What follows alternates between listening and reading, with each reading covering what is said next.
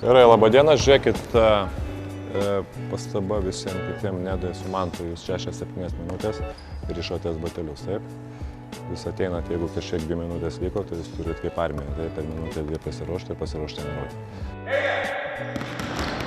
Vienu tituluočiausių Sostinės krepšinio mokyklos treneriu galima vadinti 39 metų buvusį profesionalų krepšininką Tomą Purlį. Vilniaus Statyboje rungtyniavęs žaidėjas savo akimis matė, kaip karjeros aukštumų siekia tokie Lietuvos krepšininkai kaip Dainius Adomaitis ar Šarūnas Jasikevičius. Baigęs krepšininko karjerą 2008 metais, Tomas tapo vienu perspektyviausių vaikų trenerių visoje šalyje.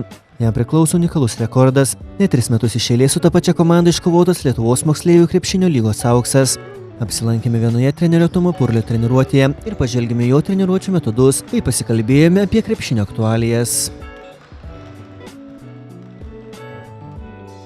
Kiekvienas treneris, manau, pabuvojęs biškai kaip krepšininkas, truputėlį jis pats gali įsijausti į to žaidėjo rolę ir galbūt priimti teisingesnius ir geresnius sprendimus. Tai aš manau ir tą davė, kad vis dėlto pats pamatai ir pats iš krepšininko paties patirties, ypatingai pačioje pradžioje, kai dar neturėjau trenerio patirties, tai viską praktiškai davė tai, kad kokius aš trenerius turėjau, tai bandžiau kopijuoti juos. Truputėlį pašnekame apie varžybas praeitą savaitę. Turėjom 2 varžybas. Dėl laimėjimų, pralaimėjimų, žinot, kad mes žaidėm su skirtingais priešininkais, taip, skirtingų lygio priešininkais. Džiugu, labai patiko 3-4 kėlinukas. Kodėl patiko, turbūt patys suprantat, kad mes žaidėm labai greitą žaidimą. Ir buvo palyginus taisyklingi sprendimai, ko nebuvo pirmam-antram kėlinukė. Dovydai, čia tave liečia truputėlį, taip, tu išėjai į aikštelę ir prametei praradai porą kamuolių, praradai porą kažkokių pozicijų, taip, neįmetė metimų ir pas tavai kažkoks atsirado kompleksas. Tai va dar kitą kartą įsivaizduok, kad jeigu tu prameti vieną, antrą metimą, tai neturi įtakoti toliau tavo tolesnės eigos. Prameti, reiškia, tu galvoji, aha, metimas kažkur, reiškia, reikia patobulinti ranką. Taip.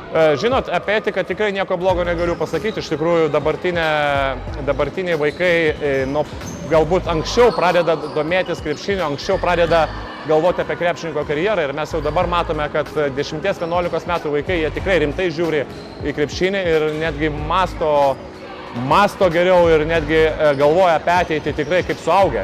Pas mus dar to nebūdavo, mes iš tikrųjų 11, 12, 13 metų vaikai mums dar rūpėdavo visai kiti dalykai ir mes daugiau žiūrėdome kaip į paprastą žaidimą, kaip į kažkokį užsiėmimą. Dabar iš tikrųjų tiek galbūt tėvai daro didesnį spaudimą vaikams, tiek patys vaikai jau daugiau galvoja tikrai apie ateitį ir daugiau profesionališkiau žiūri į tą visą dalyką. Lukai, tavo žaidimo esu patenkintas, iš tikrųjų gerai kovoja iš Šaunuolis. Edvinai įmetė daug taškų, taip, atrodo viskas turi būti gerai, bet žinai savo problemą ar nelabai? Nedaug klaidų, o sprendimai. Taip, pagrindinis dalykas pas tai yra sprendimai. Aš tau pasakiau, Edvinai, biškai pasižiūrėk daugiau perdavimų. Tu atėjai greitą puolimą, esi laisvas ir tu žiūri perdavimą. Nes aš tau prieš tai pasakiau, taip, tu lipai į medį, reiškia, lipai į 2 žmonės, sakau, truputėlį pasižiūrėk perdavimą. Taip, tu atėjai, buvo sekanti ataka, tu buvai visiškai laisvas iš po krepšio. Visiškai laisvas. Tu dabar galvoji, aha, treneris pasakė, duoti kamuolį į kraštą, aš ir daviau į kraštą. Tai yra teisingas sprendimas ar ne? Aišku, ne.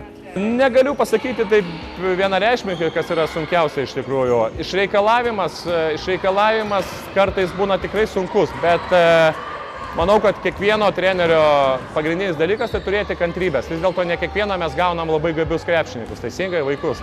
Kai kurie treneriai ir daugelis, galima sakyti, iš mūsų galbūt gauna ir tokius vaikus, kur reikia tikrai labai daug kantrybės. Todėl iš 1, iš 2, iš 10, iš 20, iš 30 karto tu turi išreikalauti kantriai, turėti kantrybę ir manau, kad tai viskas pasakyta, kad galbūt galima pasakyti, kad kantrybė tai yra vienas iš tokių sunkesnių dalykų, kas manau, kad trenerio darbe ypatingai vaikų turi būti pagrindinis dalykas. Be abejo, individualus visą laiką, nes iš vieną žaidimą čia yra mūsų pagrindas. Taip, gynyba lygiai tas pats, taip, aš sakiau ir Dominikui ir visiems kitiems, kad mes, jeigu mes ginamės, mes turim pirmą žiūrėti prieš vieną ir antrą dalyką mes visą laiką turime matyti kamuolį. Šarūno Jasikevičių, Arvydo Sabonio, Šarūno Marčiulionio tai yra gimstama, nežinau, vieną kartą į daugelio metų. Ir kai yra talentas, kai tu turi ir charakterį, ir plus talentą, ir tu praktiškai kartais netgi ir blogesnis treneris tau didesnės įtakos neturi. Taip? Tai aš manau, kad čia galima sakyti, ar vienas ar kitas treneris būtų, aš manau, jie vis tiek būtų gimę. Teisingai. Teko pabūti gal keletą savaičių tose treniruotėse, iš tikrųjų pasirodė labai paprastas ir nuoširdus žmogus. Atsimenu, tais laikais jis jau grįžęs iš Amerikos, jis jau pats žinojo turbūt ir pats jautė, kad jisai tikrai gali tapti krepšininku, tikrai gerų krepšininkų, todėl aš atsimenu jo darbo etiką, kokia jau buvo gera darbo etika, buvo treneris Šarūnas Sakalauskas, jisai pats netgi kartais labai subjektyviai dalindavo patyrimus visiems, žinodamas ir tą pačiam treneriui ir jauniems žaidėjams, todėl sakau, su visa pagarba ir su visų gerų atsinešimu tikrai galiu pasakyti, kad tai buvo tikrai žaidėjas, matėsi, kad tai bus žaidėjas iš didžiosios raidės. Kadangi, sakau, vėl truputėlį turėjom problemų su metimais iš po krepšio, tai padarysim dabar 3 serijas, 3 ratus. Paprastas lėjapas, Lukai, mes jau dirbam su tavim, Teodorai, tau iš karto pastaba, nežinau kaip pas tave metimas, iš kišenės nėra tokio metimo, reiškia yra metimas visą laiką nuo krūtinės, taip, krūtinės lygyje, padarai dešinę kairę ir nuo krūtinės tiesiamas yra kamuolys į krepšį.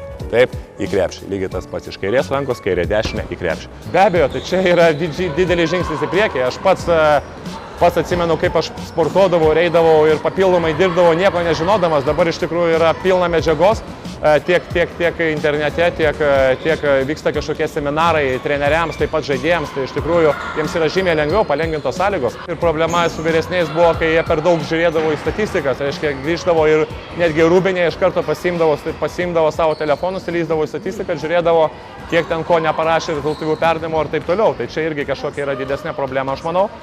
Kad vis dėlto reikia treneriui tada bendrauti su žaidėjais, kad vis dėlto statistika tai tikrai nėra viskas pagrindinis žaidimo, nežinau, akcentas, kad vis dėlto yra kiti dalykai, kur neįeina į statistiką ir kad reikia pasakyti, kad tai tikrai nėra tai, kad tavo taškai ar dar kažkas yra tavo žaidimo atspindys. Taip, įmetam metimus.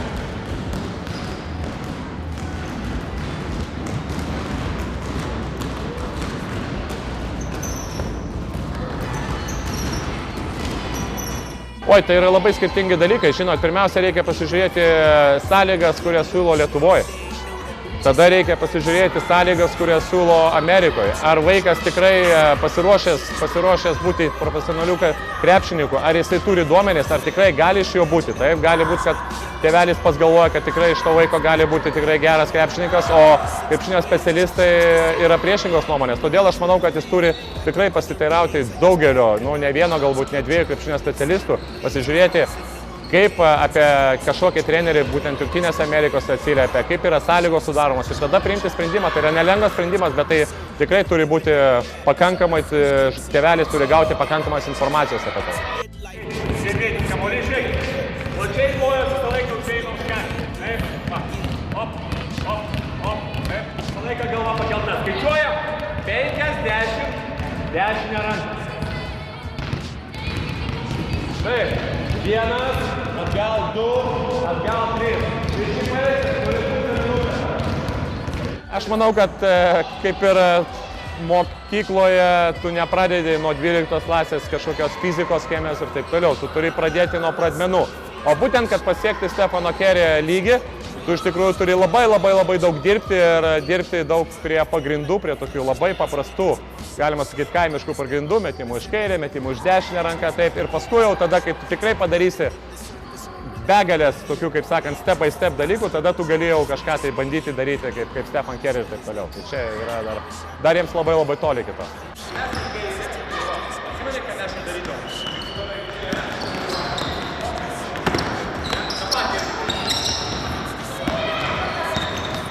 Na, džiugu, kad po biškį randa savo žaidimą. Aš tikrai visą laiką tikėdavau treneriu Tomu Pačėsu. Iš tikrųjų, tai manau treneris, kuris galvoja apie ateitį. Ir kai matėme pradžioje, galbūt nesisekė, bet galbūt, žinot, tokia griežta filosofija ne kiekvienam žaidėjui patinka. Galbūt reikėtų įprasti prie to griežtos žaidimo filosofijos, būtent tiek griežtos, tiek taktiškai griežtos, tiek būtent pakelto balso. Aš manau, kad po biškį tas žaidimas gerėja. Aš esu optimistas, kad manau Lietuvos Rytas tikrai šiais metais gali pasiekti visai neblogų rezultatų.